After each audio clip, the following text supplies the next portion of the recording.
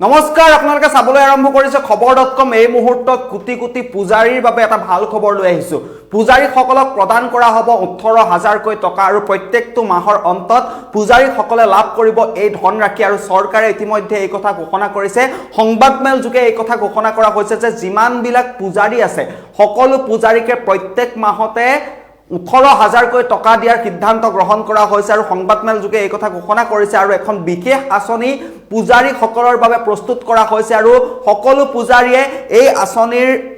অন্তৰ্ভুক্ত হ'ব আৰু এই আঁচনিৰ জৰিয়তে যিমান বিলাক পূজাৰী আছে আৰু সেই পূজাৰীৰ লগতে শিক্ষগ্ৰন্থীৰ যিসকল লোক আছে তেওঁলোকেও লাভ কৰিব 18000 কৈ টকা হিন্দু ধৰ্মৰ যিসকল পুৰোহিত আছে সেই পুৰোহিত সকলে প্ৰত্যেকটো মাহতে 18000 কৈ টকা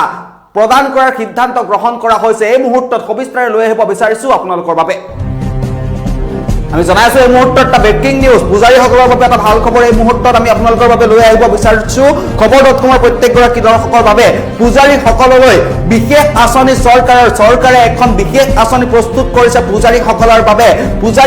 বাবে এটা সুখবৰ এই মুহূৰ্তত লৈ আহিছো কাৰণ পূজাৰীসকলক প্ৰত্যেক মাহে পূজাৰীসকলক প্ৰদান কৰা হ'ব 18000 কৈ টকা এটা বৃহৎ ধনৰাশি প্ৰত্যেকটো মাহৰ অন্তত পূজাৰীসকলক এই ধন দিয়াৰ সিদ্ধান্ত গ্ৰহণ কৰা হৈছে সংবাদমেল যোগে এই কথা ঘোষণা কৰা হৈছে সংবাদমেল যোগে ইতিমধ্যে এই কথা ঘোষণা কৰা হৈছে নিশ্চিত কৰা হৈছে যে পূজাৰীসকলক প্ৰত্যেকটো মাহতে 18000 কৈ টকা প্ৰদান কৰা হ'ব 2024 চনৰ শেষৰটো সোমবাৰে হিন্দু পুৰোহিত আৰু শিক্ষগ্ৰন্থীৰ বাবে এই আঁচনি ঘোষণা কৰা হৈছে 2024 চনৰ শেষৰটো সোমবাৰ অৰ্থাৎ আজিৰ দিনটোত এই কথা ঘোষণা কৰা হৈছে মাহিলী 18000 টকাৰ আৰ্থিক সাহায্য প্ৰদানৰ প্ৰতিশ্ৰুতি প্ৰদান কৰা হৈছে মাহিলী 18000 টকাৰ আৰ্থিক সাহায্য পুৰোহিতসকলক প্ৰদান কৰা হ'ব পূজাৰীসকলৰ বাবে পূজাৰী গ্ৰন্থী সন্মান যোজনা নামৰ এখন আঁচনি প্ৰস্তুত কৰা হৈছে এখন বিশেষ আঁচনি পূজাৰী গ্ৰন্থী সন্মান যোজনা এই আঁচনিৰ অন্তৰ্ভুক্ত হ'ব সকলোবিলাক পূজাৰী দিল্লীৰ নিৰ্বাচনৰ পূৰ্বে এই ঘোষণা কৰিছে অৰবিন্দ কেজৰিৱালে এই কথা ঘোষণা কৰিছে দিল্লীৰ নিৰ্বাচন যেহেতু সমাগত নিৰ্বাচনৰ পূৰ্বে এই কথা ঘোষণা কৰিছে আৰু আপে দিল্লীৰ ক্ষমতালৈ ঘূৰি অহাৰ পাছতে এই আঁচনি আৰম্ভ হ'ব আপ যেতিয়া দিল্লীৰ ক্ষমতালৈ ঘূৰি আহিব তেতিয়াই এই আঁচনি আৰম্ভ হ'ব কেজৰিৱালে ইতিমধ্যে সংবাদমেল যোগে এই কথা ঘোষণা কৰিছে সকলো পূজাৰীৰ বাবে এটা ভাল খবৰ পূজাৰীসকলক ধন প্ৰদান কৰা হ'ব পূজাৰীসকলৰ বাবে আঁচনি প্ৰস্তুত কৰা হৈছে বিশেষ এখন আঁচনি পূজাৰী পুৰোহিতসকলৰ বাবে প্ৰদান কৰা হ'ব 18000 কৈ টকা এটকা দুটকা নহয় এটা বৃহৎ ধনৰাশি পূজাৰীসকলৰ বাবে এই আঁচনিখন প্ৰস্তুত কৰা হৈছে প্ৰত্যেকটো মাহতে পূজাৰীসকলক প্ৰদান কৰা হ'ব 18000 কৈ টকা 18000 কৈ পূজাৰীসকলক প্ৰদান কৰাৰ সিদ্ধান্ত গ্ৰহণ কৰা হৈছে চৰকাৰে ইতিমধ্যে এই কথা ঘোষণা কৰিছে সংবাদমেল যোগে এই কথা ঘোষণা কৰা হৈছে যিমান বিলাক পূজাৰী আছে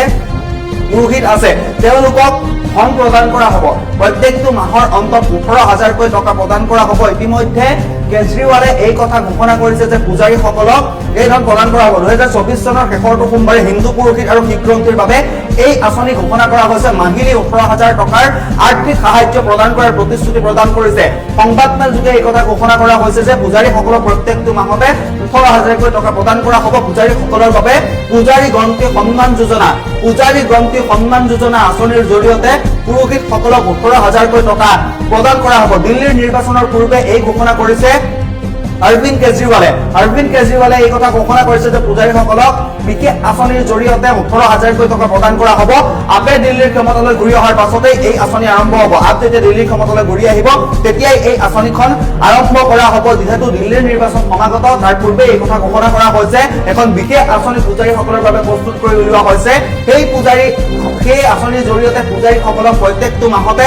18000 কৈ টকা প্ৰদানৰ প্ৰতিশ্ৰুতি প্ৰদান কৰা হৈছে প্ৰত্যেকটো মাহৰ অন্তত 18000 কৈ টকা পূজাৰীসকলক প্ৰদান কৰা হ'ব এটা ভাল বৃহৎ ধনৰাশি প্ৰদান কৰা হ'ব পূজাৰীসকলক প্ৰত্যেকটো মাহতে 18000 কৈ টকা প্ৰদান কৰা হ'ব সংবাদমেল যোগে ইতিমধ্যে এই কথা ঘোষণা কৰা হৈছে নিশ্চিত কৰা হৈছে প্ৰতিশ্ৰুতি প্ৰদান কৰা হৈছে পূজাৰীসকললৈ এটা বিশেষ আঁচনি 2024 চনৰ শেষৰটো সোমবাৰ অৰ্থাৎ আজিৰ দিনটোত হিন্দু পুৰোহিত আৰু শিক্ষগ্ৰন্থীৰ বাবে এই আঁচনি ঘোষণা কৰা হৈছে যিসকল হিন্দু পুৰোহিত আছে আৰু লগতে যিসকল শিক্ষগ্ৰন্থীৰ লোক আছে তেওঁলোকক এই আঁচনিত অন্তৰ্ভুক্ত কৰা হ'ব মাহিলী 18000 কৈ টকাৰ আৰ্থিক সাহায্য প্ৰদানৰ প্ৰতিশ্ৰুতি প্ৰদান কৰা হৈছে দিল্লীৰ নিৰ্বাচনৰ পূৰ্বে এই কথা ঘোষণা কৰিছে আৰু বিশেষ এখন আঁচনি পূজাৰী গ্ৰন্থি সন্মান আঁচনি এই আঁচনিৰ জৰিয়তে পূজাৰীসকলক প্ৰদান কৰা হ'ব 18,000কৈ টকা এটকা দুটকা নহয় 18,000কৈ টকা প্ৰত্যেকটো মাহৰ অন্তত প্ৰত্যেকজন পূজাৰীৰ লগতে শিখ গ্ৰন্থিৰ লোকসকলে এই আঁচনিৰ অন্তৰ্ভুক্ত হ'ব তেওঁলোকে প্ৰত্যেকটো মাহৰ অন্তত 18,000কৈ টকা লাভ কৰিব আপে দিল্লীৰ ভ্ৰমণলৈ ঘূৰি অহাৰ পাছতে এই আঁচনিৰ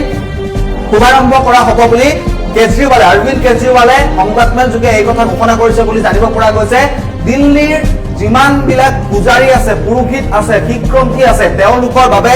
এই মুহূৰ্তৰ এটা আটাইতকৈ ভাল খবৰ দিল্লীৰ যিসকল পুৰোহিত আছে তেওঁলোকক প্ৰত্যেকটো মাহতে 18,000কৈ টকা প্ৰদান কৰা হ'ব চৰকাৰে ইতিমধ্যে ঘোষণা কৰিছে অৰবিন্দ কেজৰিৱালে ইতিমধ্যে ঘোষণা কৰিছে এখন সংবাদমেল আয়োজন কৰিছিল এই সংবাদমেল যোগে এই কথা ঘোষণা কৰা হৈছে পুৰোহিতসকলক প্ৰত্যেকটো মাহৰ অন্তত এখন বিশেষ আঁচনিৰ জৰিয়তে তেওঁলোকক প্ৰদান কৰা হ'ব 18,000কৈ টকা 2024 চনৰ শেষৰটো সোমবাৰ আজি এই কথা ঘোষণা কৰা হৈছে কিছু মুহূৰ্তৰ পূৰ্বে এই কথা ঘোষণা কৰা হৈছে এই মুহূৰ্তত আমি খবৰ.com-ৰ প্ৰত্যেকগৰাকী দৰ্শকক জনাবলৈ চেষ্টা কৰি আছো মাহিলী 18,000 টকাৰ আৰ্থিক সাহায্য প্ৰদানৰ প্ৰতিশ্ৰুতি প্ৰদান কৰা হৈছে পূজাৰীসকলে প্ৰত্যেকটো মাহৰ অন্তত লাভ কৰিব 18,000কৈ টকা